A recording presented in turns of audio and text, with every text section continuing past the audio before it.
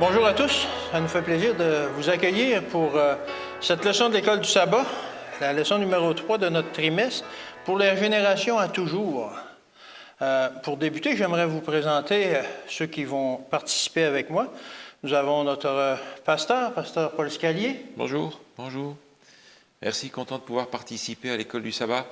Elle est un petit peu particulière, évidemment, avec les situations qu'on vit, mais on veut continuer à étudier la parole de Dieu. On a un trimestre particulièrement intéressant. Et nous avons un membre de notre Église, Fred Ansotti. Bonjour, Fred. Bonjour, M. Alain. Oui, je suis content de vous voir, vous deux. Évidemment, oui, c'est des circonstances particulières cette fois-ci, mais par la grâce de Dieu, nous sommes ici et on va étudier. Ça ne nous empêche pas d'étudier la parole de Dieu. Amen. C'est une bonne affaire. Tout d'abord, nous allons débuter par une prière. Bon et tendre Père Céleste, je te remercie, Seigneur, que malgré tout, malgré la situation, nous pouvons encore étudier et partager ta parole. Alors, Seigneur, on te demande que ton esprit soit parmi nous, afin que nous puissions bien comprendre ce que tu veux nous enseigner et que ça nous serve à salut. C'est au nom et par les mérites de ton Fils qu'on te demande ces choses. Amen. Amen. Alors, comme je disais, le titre de notre leçon, pour les générations à toujours. Et on va parler d'une alliance là-dedans, et on voit comme dans le titre que c'est une alliance qui va durer pour toujours. Alors, c'est intéressant. Et on va parler aussi du péché en introduction. Et dans notre introduction, on nous parlait du péché comme une bactérie qui se développe. Vous savez, parfois, il ne faut pas laisser de la nourriture. On nous recommandait surtout de ne pas laisser du poulet non cuit sur le comptoir parce que ça risquait de développer des bactéries assez rapidement. Alors, on nous disait la vitesse de croissance d'une bactérie qu'à toutes les heures, elle se dédouble. Et lorsqu'elle se dédouble comme ça à chaque heure, ça fait une opération exponentielle qu'on appelle, et après 24 heures, on se ramasserait avec plusieurs dizaines de milliards de nouvelles bactéries. Alors, c'est effectivement dangereux pour la santé, mais la même chose se produit avec le péché, et effectivement, c'est très dangereux pour la santé aussi. Alors, qu'est-ce que le péché? Qu'est-ce que le péché a fait à la création de Dieu? Nous allons le voir un peu. Qu'est-ce que le péché? Ou quel est le principe du péché? Bien entendu, si on vous parle du péché, la description qu'en fait la Bible, vous l'avez dans 1 Jean 3, verset 4, c'est la définition qu'on est porté à rapporter à tout le monde qui nous parle du péché, qui dit ceci, c'est que le péché est la transgression de la loi. Alors c'est vrai, c'est ça, que le péché, c'est la transgression de la loi. Ésaïe 59, au verset 2, va un peu plus loin, lorsqu'il dit « Mais ce sont vos crimes qui mettent une séparation entre vous et Dieu et l'empêchent de vous écouter. » Alors, il semblerait que le péché met une séparation entre nous et Dieu. C'est un de ses effets. Mais quel est le principe du péché? Lorsque Dieu a fait la création, tout était très bon. Lorsqu'il a conclu la création, il a dit, chaque jour, il a dit que c'était bon, mais à la fin, il a dit, tout était très bon. Et malgré tout, on trouve ça dans Genèse 1, verset 31, malgré tout, le péché est entré dans la création, dans l'humanité comme ça. On ne sait pas trop comment, on sait comment ça s'est passé, mais on ne sait pas trop par quel principe, mais effectivement que c'est entré. Et la création qui était toute bien ordonnée, tout était bien défini, a été entachée par ce principe-là du péché qui est entré justement dans la création. Et la rébellion s'est installée. La rébellion s'est installée à travers Adam, à travers Caïn, à travers les descendants, etc. Et ça a atteint des proportions terribles, jusqu'où, on va le voir, c'est que Dieu a dû prendre à un moment donné la décision de détruire l'humanité. Malheureusement, il a été obligé de prendre cette décision-là. La Bible ne nous parle pas beaucoup de l'apparition du péché, bien sûr. Bien entendu, on a dans la Genèse, au début, comment le serpent a séduit Ève et comment Ève a donné du fruit défendu à Adam, etc. Mais Ellen White, dans Patriarches et prophètes, de la page 32 à 35, nous donne un peu plus de détails. On sait qu'elle a eu des visions et lorsqu'on lit ça, je vous invite à lire ça. C'est très intéressant de voir comment ça s'est passé, comment s'est passée la séduction et tout ça, et jusqu'où ça a été pour justement en arriver à ce que Dieu prenne cette décision-là de rejeter l'humanité. Mais c'est intéressant, Ellen White mentionne que lorsque, après qu'ils ont eu mangé du fruit défendu, ils se sont dit, « Oh, c'est pas si grave que ça. Dieu va certainement passer là-dessus, puis il va nous pardonner. Mais c'est un principe qui avait été bafoué, un principe de la loi de Dieu, une interdiction. C'est une séparation, finalement. Satan s'était séparé de Dieu et il a contaminé l'humanité avec la même séparation. C'est ça? Quand on débranche d'avec la source de vie, c'est la mort. Oui, exactement. Et dans le livre Patriarches et prophètes, justement, Ellen White nous dit à la page 53, « Un créateur miséricordieux, en parlant de Caïn, parce que c'est la suite du péché, lui conserve la vie et lui donne le temps de se convertir.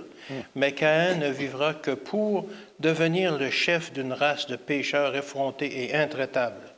Poussé par Satan, cet apostat deviendra un meneur dont l'influence et l'exemple contribueront à démoraliser la société et à propager à tel point la corruption et la violence que la destruction du monde deviendra nécessaire. » Incroyable, hein, comment les effets du péché ont eu des conséquences néfastes sur l'humanité. Et c'est facile aussi de constater ça aussi. Je vous invite à prendre Genèse 3, verset 6. On va voir un peu, justement, quel est le principe du péché. Genèse 3, verset 6. Ça dit ceci. « La femme vit que l'arbre était bon à manger et agréable à la vue, et qu'il était précieux pour ouvrir l'intelligence. Elle prit de son fruit et en mangea. Elle en donna aussi à son mari, qui était auprès d'elle, et il en mangea. » Alors, on pourrait dire, une pécadille, c'est quand même pas si grave que ça. Je vous invite à continuer au verset 11 à 13. Et l'Éternel Dieu dit, « Qui t'a appris que tu es nu? Est-ce que tu as mangé de l'arbre dont je t'avais défendu de manger? » L'homme répondit, « La femme que tu as mise auprès de moi m'a donné de l'arbre, et j'en ai mangé. » Et l'Éternel Dieu dit à la femme, « Pourquoi tu fais cela? » La femme répondit, « Le serpent m'a séduite et j'en ai mangé. » Alors, on voit maintenant que la mentalité de ces personnes-là a changé. Non seulement c'était, peut-être on aurait pu dire une pécadille, quoi, que c'était une désobéissance de Dieu, manger un fruit, mais maintenant, on était devenus orgueilleux, individualistes, on s'accusait l'un l'autre. Alors, le tempérament, le caractère de chacun avait déjà changé. Et si on continue aussi, Genèse 4 au verset 5. Finalement, la séparation en question, elle a contaminé Adam et Ève. Exactement. Et l'amour a explosé à ce moment-là. Oui. Genèse 4 au verset 5. On parle de Dieu qui a jeté un regard favorable sur l'offrande d'Abel et non favorable sur celui-là de Caïn. Alors, au verset 5, Genèse 4, verset 5, « Mais il ne porta pas un regard favorable sur Caïn et sur son offrande. Caïn fut très irrité et son visage fut abattu. » Alors la colère, maintenant. La colère que Caïn a contre Dieu, la révolte. Caïn se révolte. Alors le péché, c'est un ensemble là, de choses qui s'additionnent. Genèse 4, verset 8.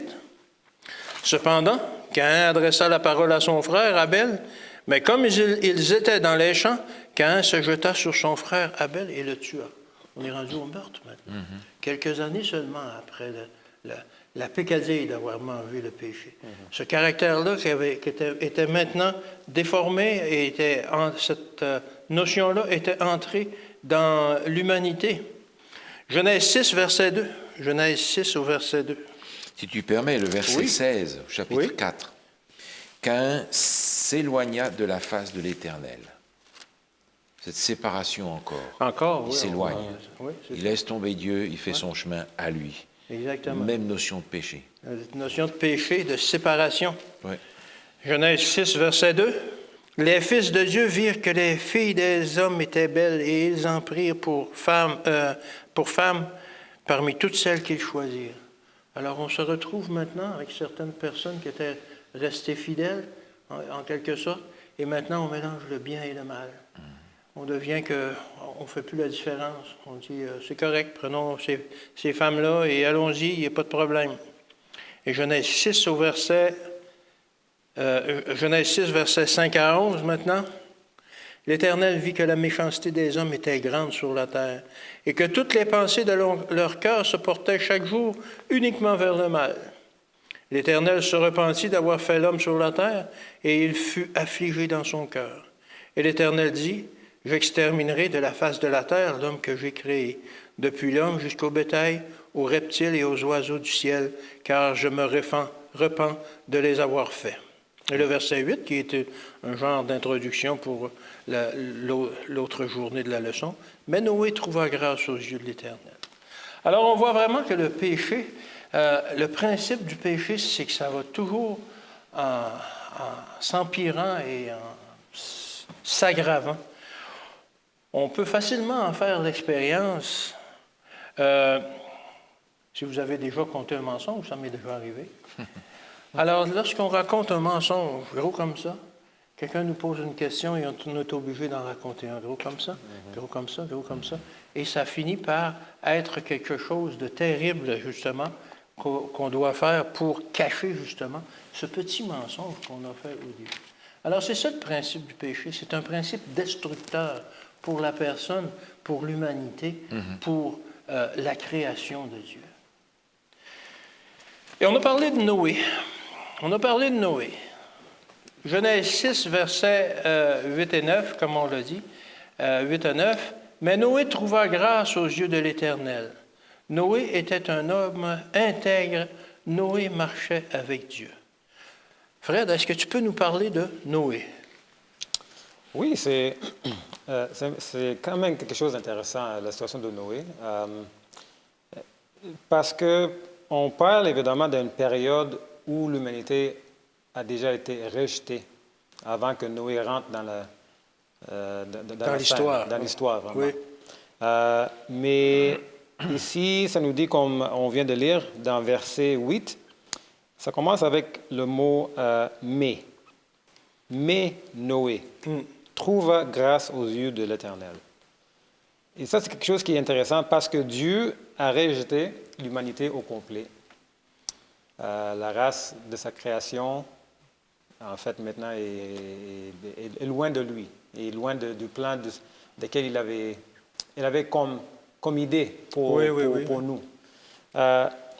Donc, pourquoi Dieu a dit que Noé a trouvé grâce dans ses yeux, envers ses yeux? C'est quand même quelque chose d'intéressant parce que ça nous dit que dans verset 9 aussi, ça nous parle de voici la postérité de Noé. Noé était un homme juste et intègre. Exactement. Dans son temps. Noé marchait avec Dieu. Donc, on parle de quoi ici? Si Noé se trouvait sur un milieu des peuples, d'une race complètement, qui est à l'envers du plan de Dieu, comment que Dieu a trouvé quelqu'un qui était juste? Est-ce que ça veut dire que Noé avait comme une certaine ADN différent que les autres personnes autour de lui? Ce n'est pas le cas nécessairement. On peut dire pas même nécessairement, ce n'est pas le cas, tout à fait. Donc, comment que Dieu peut regarder Noé avec la même ADN qu'il a eu et reçu comme Caïn, comme Metchéla, comme tous les pécheurs dans ce temps-là? Comment que Dieu peut le regarder et dire qu'il était juste? Je pense que ce n'est pas une question d'ADN, mais de caractère. OK. Donc là, on commence à parler de quelque chose d'autre. Parce qu'il y a sûrement comme on dit souvent dans la science, psychologie, il y a la personnalité et il y a le caractère. Donc l'ADN, souvent, c'est ça qui nous donne notre base de personnalité qu'on peut avoir à gauche ou à droite. Puis le caractère, c'est ça qu'on forme à travers de nos expériences, les choix qu'on fait à chaque jour. On devient quoi qu'on est. Mais on sait aussi que dans son temps, Noé n'était pas le seul à être juste. Il y en avait d'autres. Il y avait d'autres. Mais il a été utilisé pour une œuvre particulière dans son temps. Oui. Donc, on voit ici que la verset nous mentionne que Noé était juste. Donc, Ça me bafouille un peu parce que c'est sûr qu'on a bien étudié cette partie souvent et on dit oui, Noé était juste à cause de son caractère, mais comment que Noé est arrivé à ce moment-là où on dit qu'il est juste? Et en plus, ce n'est pas juste nous qui dit qu'il est juste, c'est Dieu Dieu lui-même qui qui dit dit qu'il est qu'il juste. était juste, intègre et juste. Ouais. Ça veut dire que Dieu voyait quelque chose qu'on ne voit pas, ou peut-être des autres gens dans sa génération ne voyaient pas ou n'étaient pas non plus. Donc, ça me fait tourner dans le livre de Romains. On va tourner dans le livre de Romains, chapitre 3. On va lire ici dans verset 24, où on va commencer par verset 23, parce que je pense que ça nous donne une idée. Tous les hommes sont considérés comme les pécheurs, à la base. Oui, Nous sommes oui. tous des enfants d'Adam et Ève, et nous avons tous le même ADN de la même race, Oui. des pécheurs.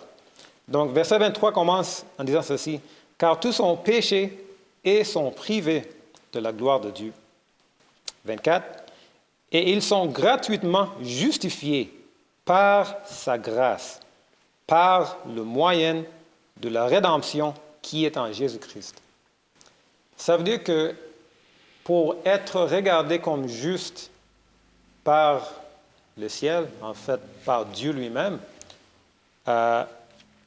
on doit être justifié par la grâce. Mais on parle de la grâce de qui? C'est la grâce de Dieu lui-même. Ce n'est pas la grâce de nos actions ou nos comportements ou quoi que ce soit, comme on a parlé le trimestre passé de toutes nos je connais le verset plus en anglais, mais en fait, toutes nos travaux... Toutes nos œuvres. Toutes nos œuvres, c'est ça, Oui. merci, sont souillées et il n'y a rien qui sort de nous qui est bon. Même si on le considère la meilleure chose qu'on a pu faire de toute nos vies, c'est considéré étant souillé. Mais Dieu nous donne une occasion ici, par sa grâce, à être justifiés. Donc c'est comme ça que Dieu peut dire que Noé était juste envers ses yeux. Parce qu'il y a aussi une question ici, il y a une différence entre être juste et faire la justice. Et la verset dans Genèse 6 qu'on vient de lire, 9 et 8, ça nous dit que Noé était un homme juste. Donc, ce n'est pas ses œuvres. Ça veut dire qu'avoir pris la décision à obéir le Seigneur selon les choses qu'il connaissait dans son temps. Et on parle évidemment avant le temps de Christ. Christ n'était déjà pas sur la terre à ce moment-là. On voit que Dieu les avait donné une certaine connaissance, comment qu'ils pouvaient être justifiés. Et ça, c'était par la foi aussi. Par la foi. Ce n'était pas à cause de ses œuvres, c'était la justification par la foi. Et on parle aussi d'intégrité. Il était intègre. L'intégrité, on vit maintenant dans un siècle où il y a beaucoup de fraude. Oui, oui. Intégrité, c'est opposé à la fraude. Donc, ça veut dire aussi que Noé était un homme qui était intègre. C'était quelqu'un, peut-être qui n'était pas par appellation chrétienne, nécessairement, mais il était un homme que les gens voyaient qui vivait ses convictions. Quelqu'un qu'on peut se fier dessus. Quelqu'un qu'on pouvait se fier, mais pas parce que lui-même était juste un homme qui était bon. C'était parce qu'il vivait par la foi, était capable d'accomplir des tâches que Dieu l'avait données. Mais il y avait, c'est sûr qu'on souvent on a comme cette bataille qui se passe dans nous. On connaît la vérité, puis on a comme un combat à faire la vérité. Des choses qu'on veut faire, on ne le fait pas. Mais ça nous dit aussi que cet homme appelé Noé, c'est un homme qui était capable quand même par la grâce de Dieu, par la foi en Jésus-Christ, en obéissant des choses qui étaient déjà des choses qu'il avait appris, était capable de rester intègre. Et la troisième chose que ça nous parle ici, il dit qu'il marchait avec Dieu. Comment qu'on marche avec Dieu?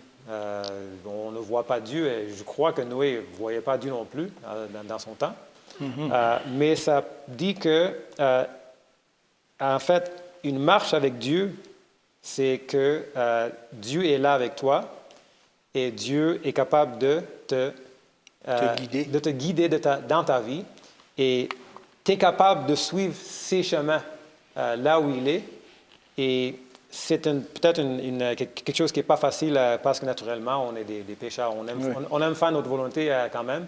Et même, des fois, on dit, oui, je vais suivre le Seigneur, mais quand ça arrive au bon moment vraiment pour le faire, c'est plus en plus difficile. Ouais. Mais c'est ça que Dieu nous appelle. Dieu nous appelle à le suivre. Et ça, c'est le chemin de sanctification aussi. Donc, on voit tous les éléments de, en fait, la sanctification, la justification. Peut-être que je l'ai mis dans le mauvais ordre, mais la justification, la sanctification, et on voit toutes ces choses-là dans l'homme Noé. OK. Oui. Merci de nous avoir présenté Noé. La Bible nous parle souvent d'alliance. On parle d'ancienne alliance, on parle de la nouvelle alliance. Mais Dieu a fait une alliance avec Noé. Est-ce que tu veux nous en parler, Paul? Alors, le texte biblique en rapport avec ça se trouve au chapitre 6 de la Genèse. Dans le récit donc de cet événement, il nous est dit au verset 18, « Mais j'établis mon alliance avec toi. Oui. Tu entreras dans l'arche, toi et tes fils, ta femme et les femmes de tes fils. » On a dans notre texte, le texte qui nous occupe aujourd'hui en rapport avec le déluge, on a 3 notions qui apparaissent ici dans le texte biblique pour la première fois. La notion de grâce, qu'on a vue tout à l'heure, la notion d'alliance et la notion de reste. La notion de reste qui est très importante dans toute la dimension finale du grand conflit, apparaît ici pour la première fois. Et bien entendu, je crois que cette histoire de Noé a une implication à des thèmes qui nous projettent dans l'avenir énormément parce qu'on a ici un jugement de Dieu. Oui. Et on comprend que le grand conflit entre Christ et Satan va se terminer aussi par l'exécution d'un jugement final de Dieu. Donc l'histoire de Noé a beaucoup de choses à nous dire sur notre temps et sur la fin des temps. Alors on a déjà cette notion nouvelle qui apparaît d'une alliance entre Dieu et Noé. Et cette notion d'alliance, elle est tout à fait particulière parce que c'est Dieu qui en prend l'initiative, pour commencer. C'est Dieu qui lui dit, voilà, on va faire l'alliance. Et c'est présenté comme mon alliance. J'établis mon alliance avec toi. Donc normalement, dans une alliance, on a 2 parties qui sont à égalité et qui ont une part de responsabilité, respectivement, les uns envers les autres. Oui. Quand on regarde l'alliance que Dieu fait avec nous, ça ne marche pas. Ça ne correspond pas. C'est Dieu qui en prend l'initiative, c'est Dieu qui en est le garant, c'est Dieu qui nous donne l'essentiel et notre part à faire est ridicule à côté de la sienne. Mais oui. Notre part est ridicule. Donc c'est toujours, ces alliances que Dieu nous propose sont des alliances hors normes chaque fois. Où Dieu est l'initiateur, il en est le garant, c'est lui qui conduit l'alliance, et notre part dans l'alliance, elle est finalement inégale Négligeable. par rapport à la part que Dieu a. Effectivement. Alors, on retrouve ces notions-là dans toutes les Écritures. Je pense par exemple au sanctuaire. Oui. On entre dans le sanctuaire. Quelle est la première chose que l'on trouve quand on rentre dans le sanctuaire? L'autel des sacrifices. L'autel des sacrifices. C'est Dieu qui prend l'initiative, et cette initiative, il va l'amener jusqu'au bout, dès le commencement, avec le sacrifice. Oui. Et c'est en fonction de ce sacrifice que le reste de l'alliance va être réalisable. Donc le sanctuaire est une image de cette alliance hors norme que Dieu nous propose chaque fois, avec ce que Dieu fait pour nous, pas ce que nous faisons pour lui. Et dans le sanctuaire, j'aime cette image-là parce que la seule chose que la personne a à faire, c'est justement à l'autel du sacrifice, c'est de déposer ses péchés sur. C'est ça. Et après ça, tout le reste est effectué par Dieu lui-même. Oui, le reste s'ensuit. Je voudrais justement regarder ce texte avec vous dans Romains, chapitre 5. Épître aux Romains, chapitre 5, le verset 8. « Mais Dieu prouve son amour envers nous, en ce que lorsque nous étions encore des pécheurs, Christ est mort pour nous. » On a ici l'initiative de Dieu qui va jusqu'au bout, dès le départ, pour que le reste puisse être accessible à l'humanité. Donc on a une alliance particulière, c'est l'alliance que Dieu nous propose et dans laquelle on va recevoir le bénéfice. Et dans le cas de Noé, il n'y a pas grand-chose à faire. Enfin, si. Il lui dit, voilà mon alliance, tu vas entrer dans l'arche, toi, ta famille, je vais exterminer tout le monde, mais toi, tu vas t'en sortir. Qu'est-ce que Noé a à faire? Construire un bateau pendant 120 ans. C'est ça. Ça, il peut faire. Se sauver de là, Noé ne le peut pas. Ce n'est pas difficile. Il faut que ce soit le miracle de Dieu qui intervienne là pour que Noé puisse être sauvé. Est-ce que c'est parce qu'il a fait son arche qu'il va être sauvé? Non, parce que si Dieu n'avait pas protégé cette petite coque de noix, elle aurait explosé comme le reste du monde.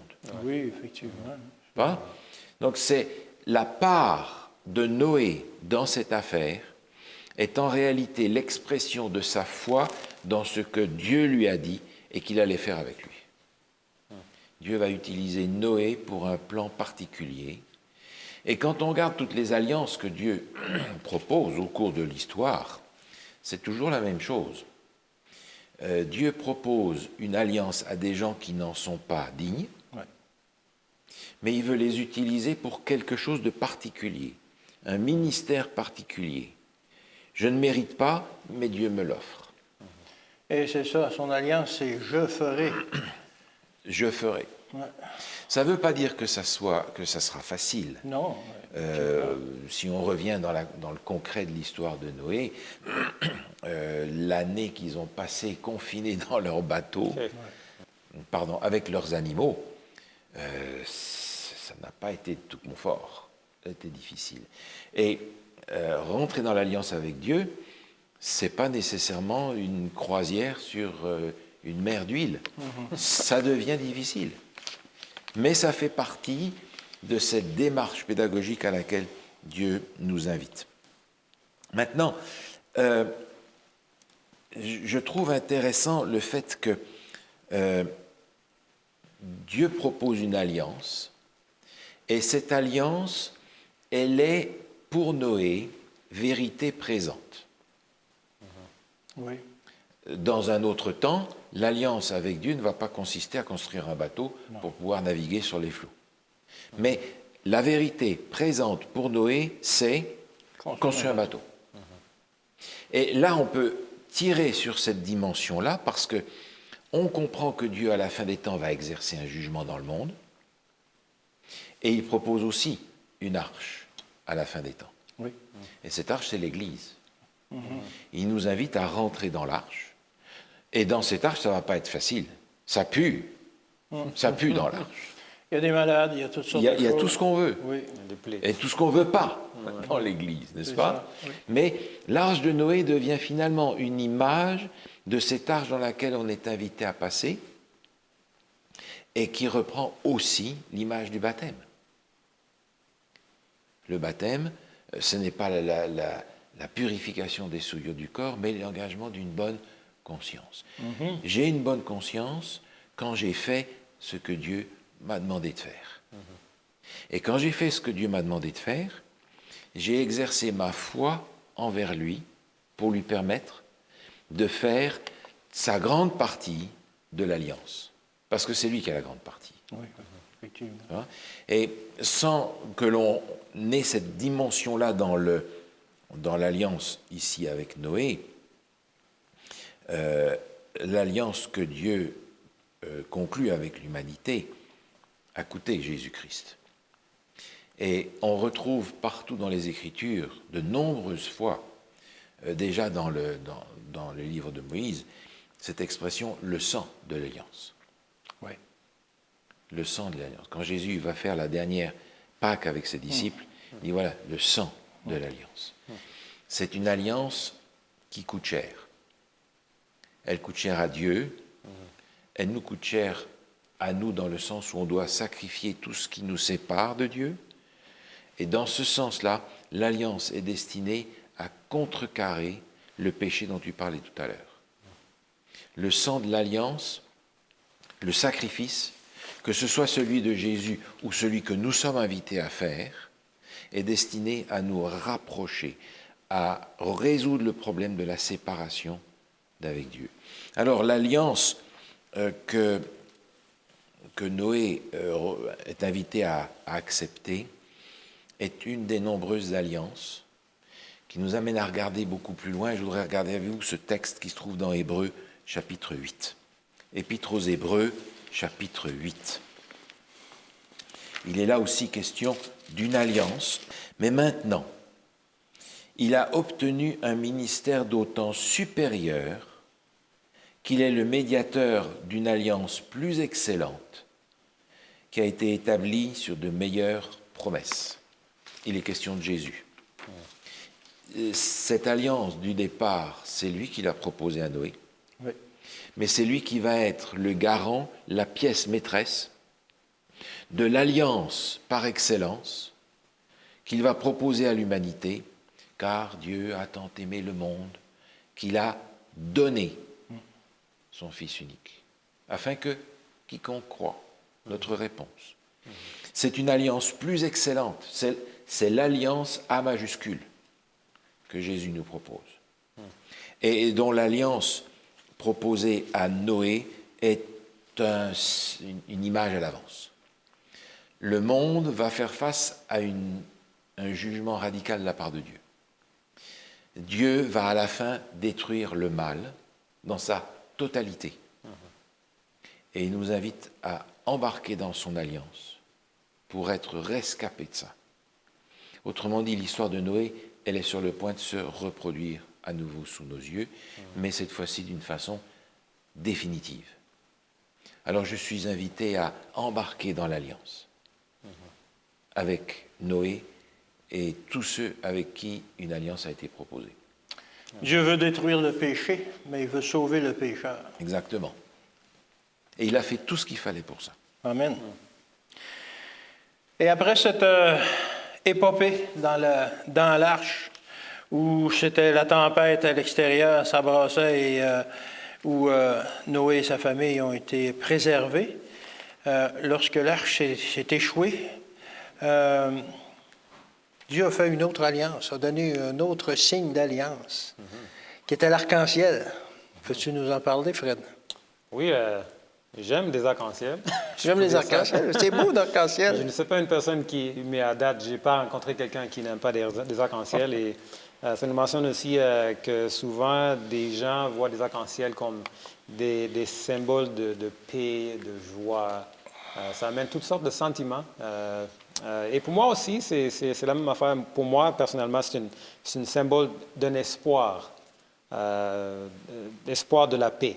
Ouais. Parce que dans ce monde-là, on n'a rien sur lequel on peut se mettre toutes nos pensées là-dessus. Mais le plus important, c'est quoi que Dieu pense de cette signe, parce que c'est lui qui nous a donné la signe. Ouais. Donc, peu importe quoi qu'on pense, on revient toujours à la parole de Dieu. Donc, Dieu, dans Genèse 9, chapitre 9, versets 12 et 13, ça nous dit que « Et Dieu dit, c'est ici le signe de l'alliance que j'établis entre moi et vous, et tous les êtres vivants qui sont avec vous, pour les générations à toujours. J'ai placé mon arc dans la nuée, et il servira de signe d'alliance entre moi et la terre. » Donc, Dieu mentionne qu'il utilise cette alliance ou cette signe, cet arc-en-ciel, comme une signe de son alliance. Et on vient de parler de l'alliance, et l'alliance laquelle il a eue avec Noé dans son temps, qu'on ne va pas avoir un autre déluge.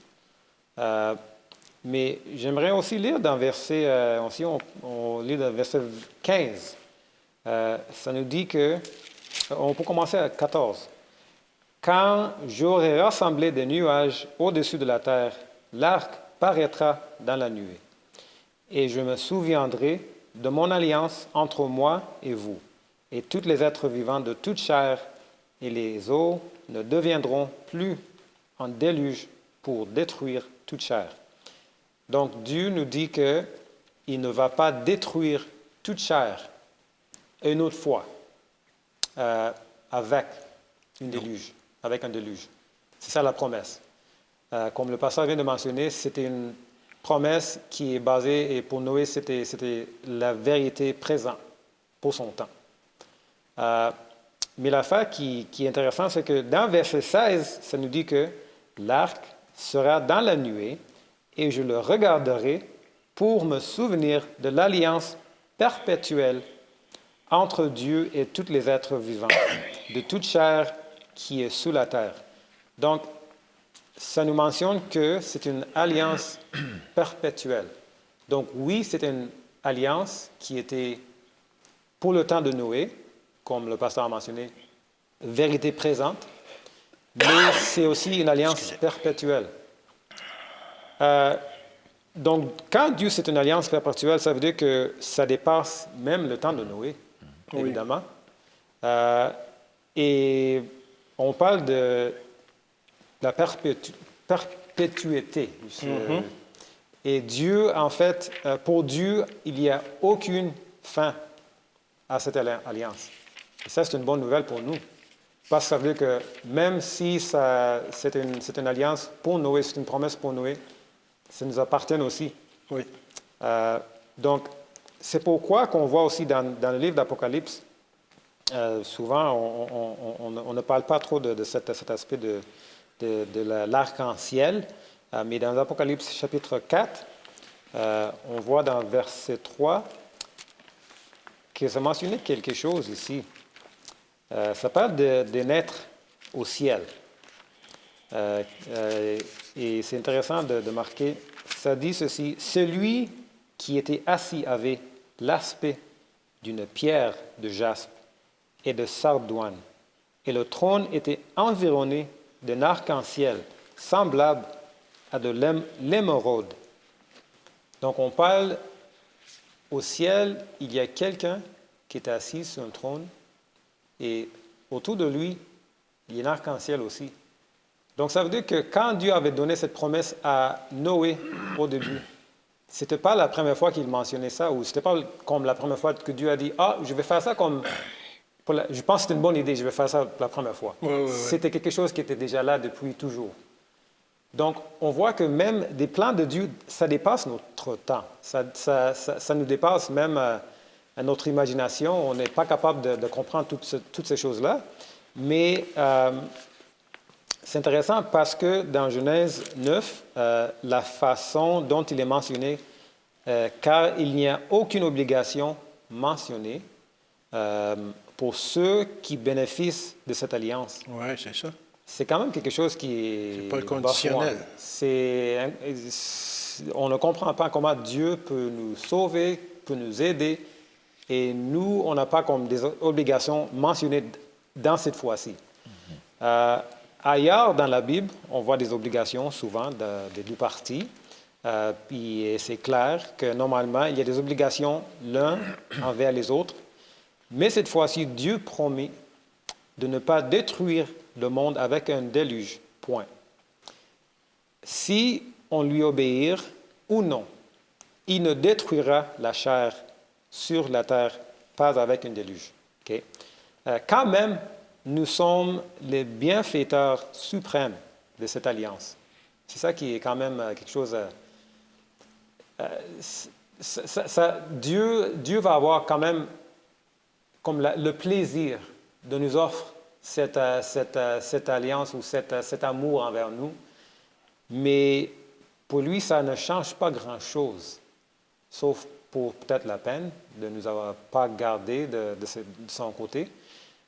Mais c'est vraiment nous qui vont être vraiment des vrais bienfaiteurs suprêmes.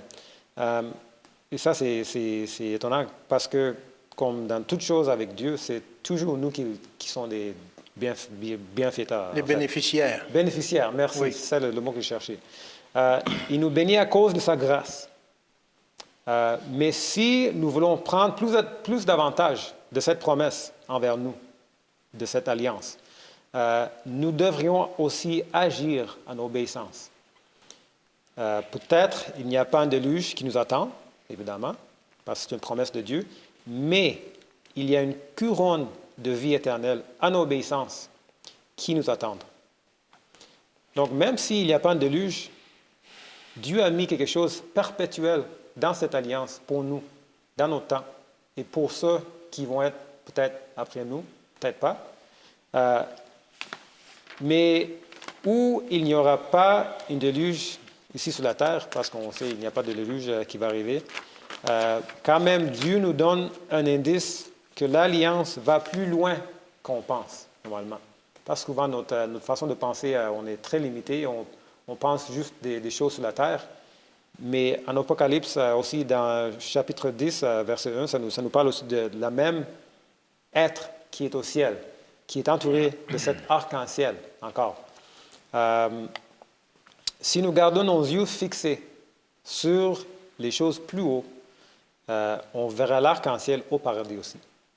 Et ça, c'est une promesse que Dieu nous a donnée, et ça va arriver seulement par sa grâce, et pas nécessairement par nos œuvres. Ça devient toujours par sa grâce. Merci. Merci, Fred.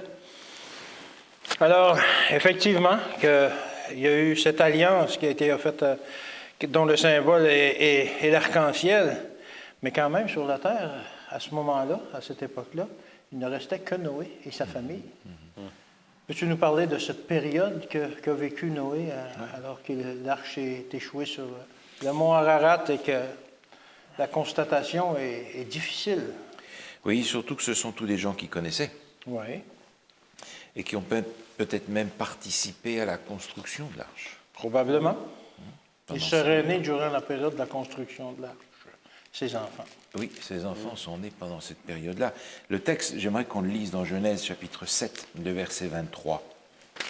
Genèse 7, verset 23. Tous les êtres qui étaient sur la face de la terre furent exterminés, depuis l'homme jusqu'au bétail, aux reptiles et aux oiseaux du ciel.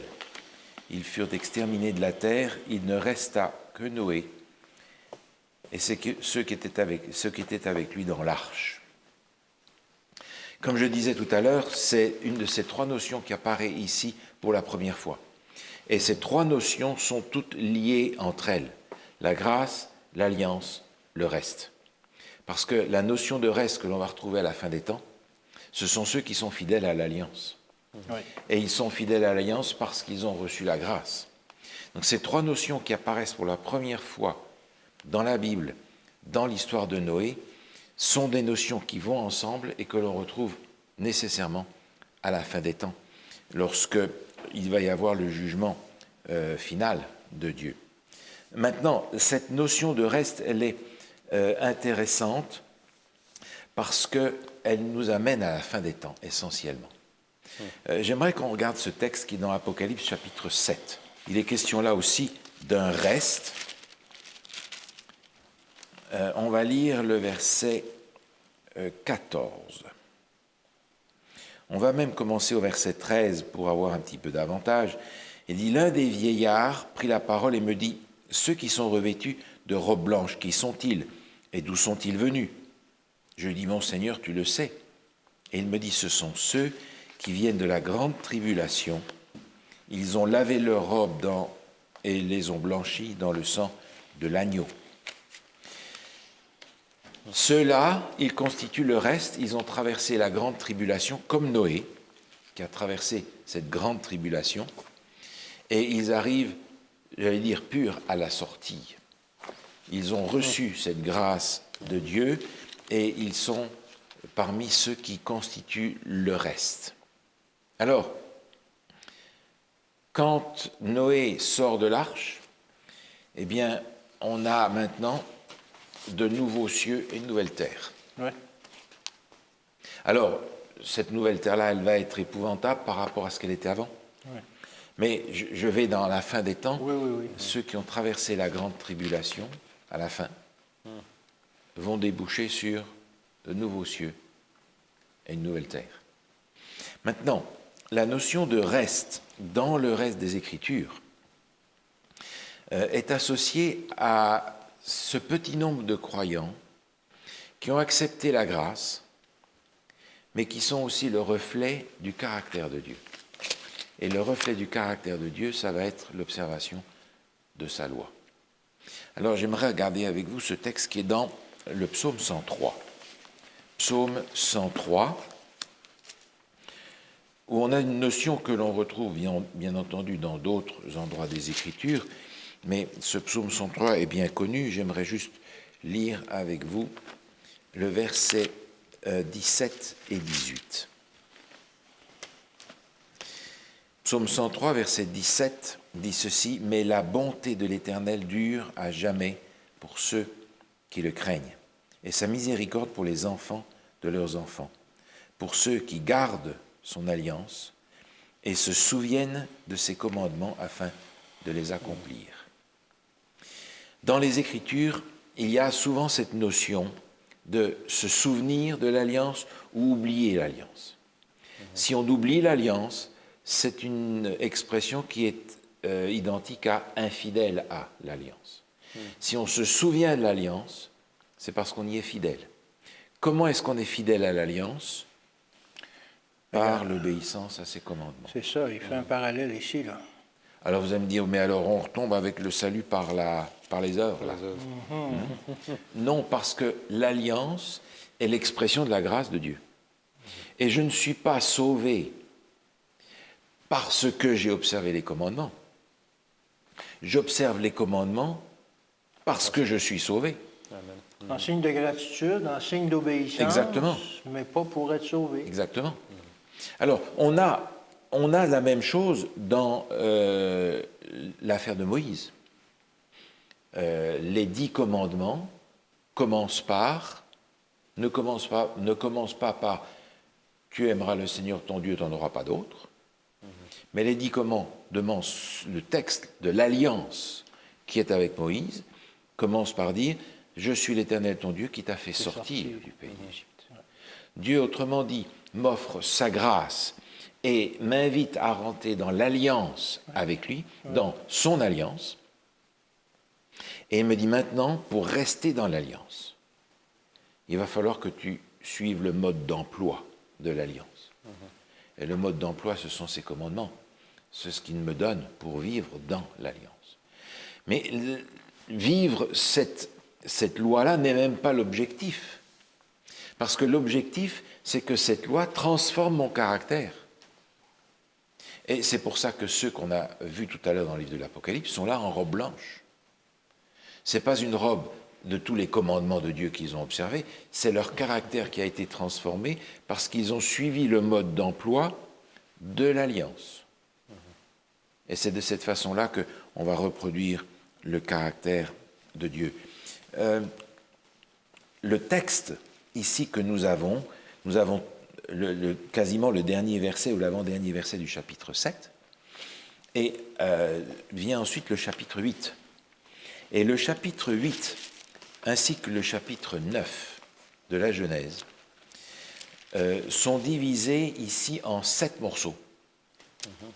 Un morceau pour chaque jour. Et on a à partir du verset 1er du chapitre 8, les 7 jours de la création qui sont repris par rapport à ce qu'on a dans Genèse chapitre 1. Et d'une façon intéressante, ce qui correspond avec le 7e jour, dont Fred nous a parlé tout à l'heure, le signe de l'alliance, l'arc-en-ciel, il est associé avec le 7e jour. On l'a au chapitre 9 et au verset 11. « J'établis mon alliance avec vous, aucune chair ne sera plus exterminée par les eaux du déluge, et il n'y aura plus de déluge pour détruire la terre. C'est ici le signe de l'alliance. » Donc l'arc-en-ciel, le signe de l'alliance, la notion d'alliance, la notion de reste, sont tous des éléments qui sont associés au 7e jour. Qui est un signe lui-même. Parce que le sabbat, c'est le signe par lequel on a accepté d'être sauvé dans le repos. pas dans les œuvres. Donc tous ces éléments-là concordent en réalité et se retrouvent nécessairement dans Apocalypse chapitre 14. On y revient, si vous le voulez bien. Un texte qu'il est inévitable de lire dans notre contexte ici, c'est Apocalypse 14, le verset 12, bien entendu.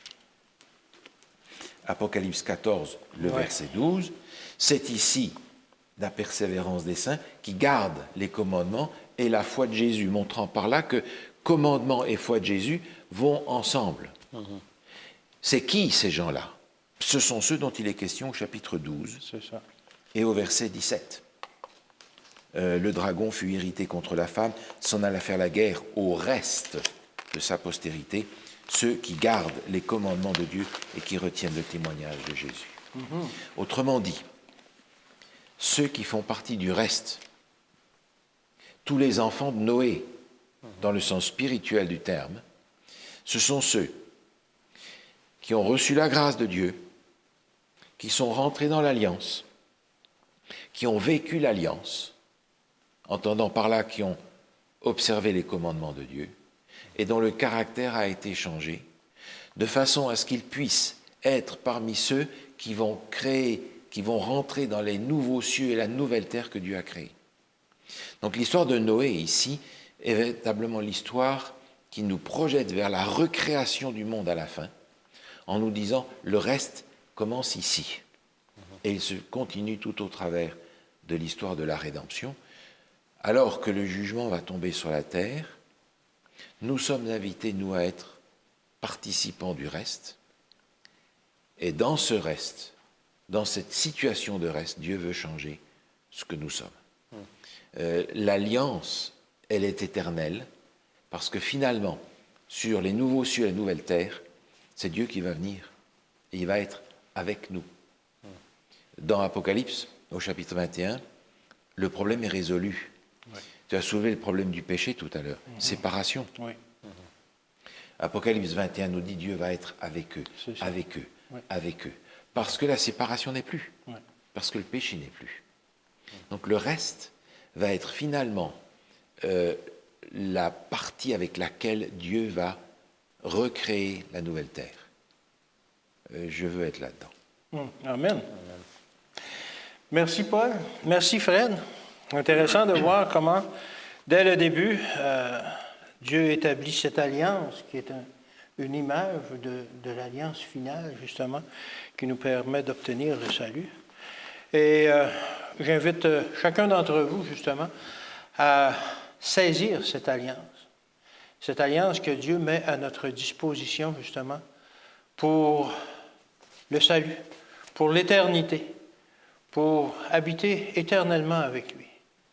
Je pense que le prix que l'on a à payer est dérisoire comparativement aux bénéfices qui nous sont offerts.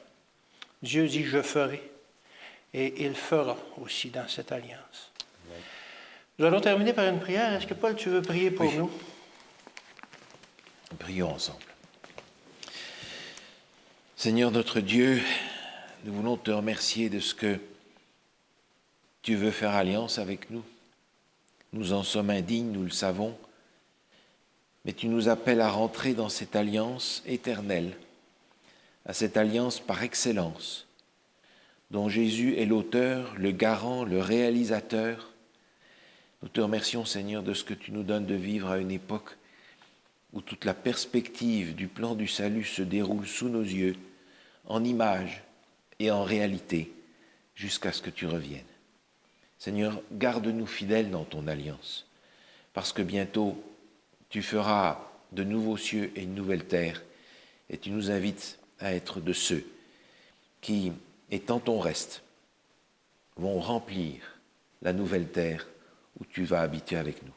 Seigneur, cette perspective, elle dépasse notre imagination, mais nous la recevons par la foi, et nous te prions, Seigneur, d'accomplir cette promesse selon laquelle tu veux réaliser cela avec nous. Nous te demandons au nom de Jésus, notre divin Sauveur. Amen. Amen. Amen. Alors que Dieu vous bénisse et ne manquez pas notre prochain rendez-vous la semaine prochaine où on va continuer l'étude justement de la promesse.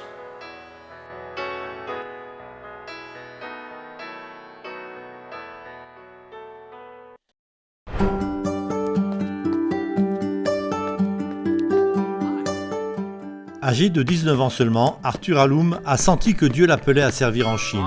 C'était seulement 1 an après avoir rejoint l'église adventiste du 7e jour. Même si sa relation personnelle avec Jésus était encore toute nouvelle et grandissante, pour lui, l'appel à aller en Chine était tout aussi définitif que l'appel à observer le sabbat.